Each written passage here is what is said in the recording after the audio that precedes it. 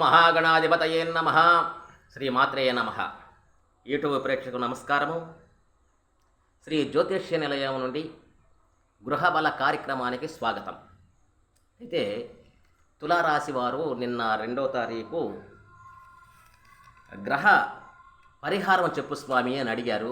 వారి కోసంగా ఈ తులారాశి వారికి చెప్పబడుతున్నది. వారాహి అమ్మవారి మంత్రము కూడా అడిగారు తులరాశి వారు. వారి కోసం కూడా మంత్రం చెప్తున్నాను. అమ్మవారిని మంత్రపఠనం ఎలా చెప్పుకోవాలా బీజాక్షరాల గురించి చెప్తున్నా. ఓం అయం క్లీం అయం సర్వసిద్ధి ప్రదాయే ఓం వారాహి దేవీ నమో నమః. ఓం అయం క్లీం అయం సర్వసిద్ధి ప్రదాయే ఓం వారాహి దేవీ నమో నమః. ఈ మంత్రాన్ని 108 సార్లు జపం చేయవలేను.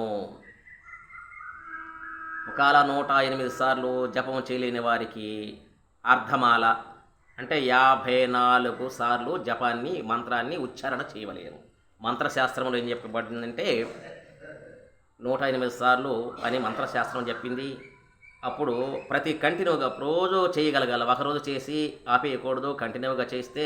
అయితే దానివల్ల లబ్ధి ఆదాయం ఏమిటయ్యా అని అడుగుతుంటే మీకు సందేహం ఉంటే దాని గురించి చెప్తున్నా. విద్య రాని వారికి తప్పకుండా మంచి విద్య కలుగుతున్నది. ఇంటర్మీడియట్ 10th ఈ రకంగా ఫెయిల్ అవుతుంటారు చాలామంది విద్యార్థుల కోసము ఈ మంత్రాన్ని చెప్పాను నేను.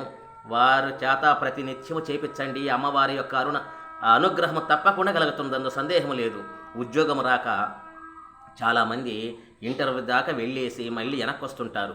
వారికి కూడా అమ్మవారిని మంత్రాన్ని ప్రతినిత్యం చేసి ఉద్యోగం కోసం ప్రయత్నం చేయండి. తప్పకుండా మీకు విజయం చేకూరుతుంది. మీరు అనుకున్నటువంటి ఉద్యోగాన్ని సంపాదిస్తారు, అందులో సందేహం లేదు. రాజకీయ నాయకులకి, వ్యవసాయదారులకు, వ్యాపారస్తులకు ఈ మంత్రాన్ని ప్రతినిత్యం చేయగలిగితే చాలా విజయవంతముగా శుభం కలగటానికి అవకాశం ఉన్నది. అనుకున్న కార్యాన్ని మనోవాంఛ తప్పకుండా సిద్ధిస్తుంది, అందులో సందేహం లేదు. మనము ఉదయం లేవగానే కొంతమంది ఉంటారు స్పీడ్గా పనులు చేసుకుంటా, టైం అందుబాటు కాదు చాలామందికి. వారు ఏం చేస్తారంటే ఉదయం లేవగానే అమ్మవారిని మనసులో తలుచుకొని ఈ చేతులను అమ్మవారిని ఇక్కడ మనసులో ఆరాధించుకొని మన చేతుల్లోని అమ్మవారిని చూసుకుని అటువంటి భావం కలగాల మనలో, హృదయంలో కలిగిన వారికి కూడా ఆ రోజంతా కూడా విశేషమైనటువంటి ఫలితాన్ని ఇస్తుంది అమ్మవారి యొక్క అనుగ్రహం వలన. అయితే తులారాశి వారికి నిన్న కొంత పరిహారం అడిగారు. గురుడికి బాగలేని గ్రహాలు ఏమిటి బాగలేవు, ఆ గ్రహాలకి పరిహారం చెప్పండి గురువుగారు అని అడిగారు. వారి కోసం తులారాశి వారికి ఈ పరిహారం చెబుతున్నాను. అష్టములో గురుడు ఉన్నాడు. అష్టములో గురుడు ఉంటే మీరు ఆ పరిహారానికి ఏం చేసుకుంటారంటే భాగ్యస్థానంలో రవిగ్రహము, దశమస్థానంలో బుధగ్రహం ఉన్నాడు.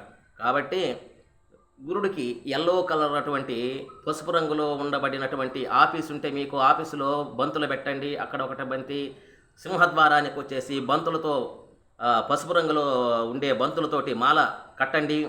పూజా మందిరానికి అలంకరణ కూడా, పూజా మందిరం అలంకరణ ఉంటుంది కదా, అలంకరణానికి కూడా మీరు పసుపు రంగు బంతులు అలంకరణ చేసుకోండి.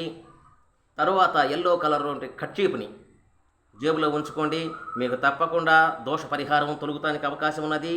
ఆదివారం రోజు ఏం చేస్తారంటే పాయసముతో అంటే ఆవు పాలు, గోధుమ రవ్వ నైవేద్యంగా స్వామివారికి సూర్య భగవానుడికి సమర్పించుకోండి. తప్పకుండా సూర్య భగవానుడిది ఆయన కలియుగ దైవం శ్రీమన్నారాయణుడు సూర్యదేవుడు కాబట్టి ఆయన యొక్క అనుగ్రహం మీకు తప్పకుండా కలగటానికి అవకాశం ఉన్నది. తరువాత బుధగ్రహం బాగులేడు కాబట్టి పచ్చ పెసలు గుగ్గుళ్ళుగా చేసి 10 మందికి దానం చేయండి. లేకపోతే 1.25 kg గ్రీను క్లాత్లో కట్టి బుధగ్రహం దగ్గర పెట్టి 15 ప్రదక్షిణలు చేసుకోండి. మీకు తప్పకుండా విశేషమైనటువంటి ఫలితాన్ని పొందటానికి అవకాశం ఉంది. ఈ రెమెడీస్ పాటించండి. తులా రాశి వారు మాత్రమే ఈ రెమెడీస్ పాటించాలా. అమ్మవారి యొక్క మంత్రం ఎవరైనా చేసుకోవచ్చు. ఒక తులరాశి వారు, వృశ్చిక రాశి వారు కాదు, ఎవరైనా అందరికీ చేసుకోవచ్చు. ఈ రెమెడీస్ మాత్రం తులారాశి వారే పాటించండి. తప్పకుండా విజయం కలుగుతుంది. ఆయురారోగ్యముగా వర్తిల్లండి. చిరంజీవ. ఇంకా మీకు ఏమైనా సందేహాలు ఉంటే నా నెంబర్కి సంప్రదించండి. 9866803396. నా పేరు హనుమంతరావు స్వామి.